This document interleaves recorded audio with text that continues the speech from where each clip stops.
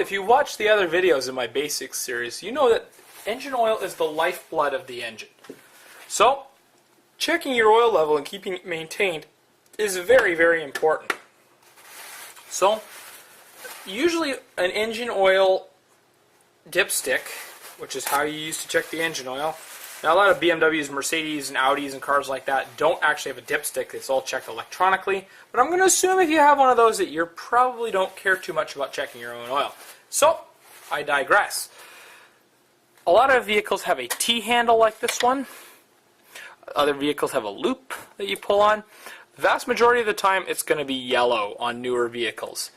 If not, you kind of have to search for it. Sometimes it's on the sides, sometimes it's at the back like mine, sometimes it's at the front, sometimes it goes through the center of the engine. A lot of Hondas are orange in color, but just look for it. It may have a little oil lamp symbol on it.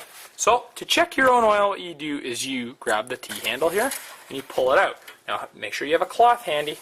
And what I like to do is I like to guide the dipstick through the cloth, because at the very end you're going to have engine oil all over it. See?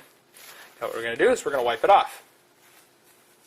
You never just pull the dipstick out, because if your vehicle's just been running, oil splashes around inside the engine. You want the vehicle to sit for about a minute before you check the oil.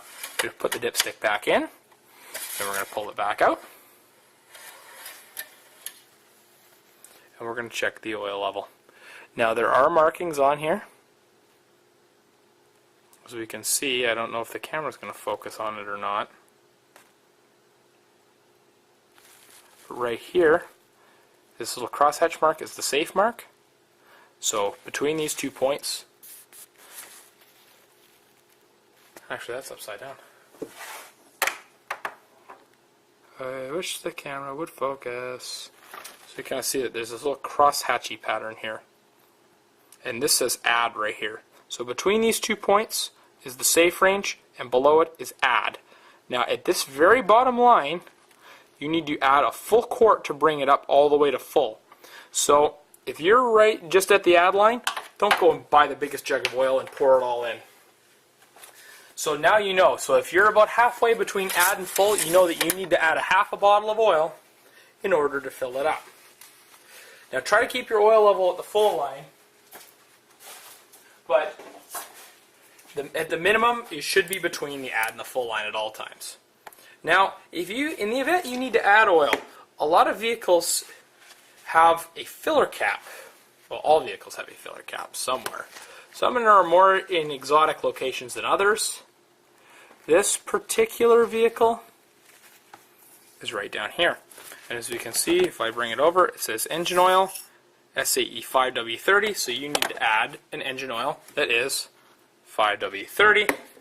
So what you need to do is you need to take the cap off to add oil. Now if you have a real small cap or it's really hard to get to, good chance you're going to need a funnel. And if you're stuck at a gas station or something like that and you need oil, chances are they have a paper funnel that you may have to buy or maybe just there. Now, right then you can add some oil. Now, make sure that you don't overfill your oil, because that can cause all kinds of problems too. And when you're done, do not forget to put your oil cap back on, or you will have a big oily mess everywhere.